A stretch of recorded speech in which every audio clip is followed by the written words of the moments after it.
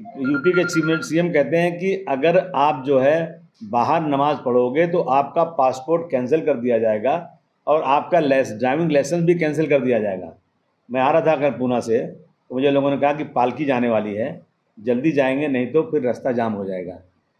रास्ता जाम हो रहा है, हमने कभी मना नहीं किया, लेकिन हमारी मस्जिद हमारी नमाज के लिए, यानी ये जानबूझ करके ना इस देश में मुसलमानों के लिए ज़मीन तंग की जा रही है। अबू आझमींनी स्टेटमेंट करायचं आणि भाजपाने हिंदू मुस्लिमचा फायदा करायचा, पण आपल्याला लढाई करायची आणि तो प्रश्न घेऊन हिंदू मुस्लिम भांडण लावायचं आणि या अबू आझमींनी एक पिल्लू सोडून द्यायचं, हे ठरलेलं आहे।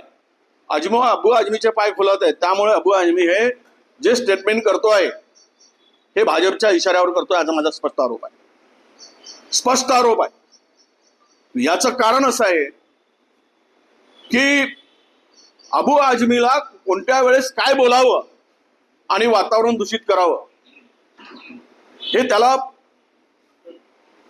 कुणाची तरी दबावामध्ये अशा प्रकारचे स्टेटमेंट अबू आझमीकडून येत असतात आणि त्यामुळं मला तरी वाटतं की अबू आझमींचं हे जे स्टेटमेंट वारकऱ्यांच्या संदर्भात झालं ते मुद्दाम हिंदू मुस्लिम हा वाद पुन्हा उभं करण्यासाठी झालं।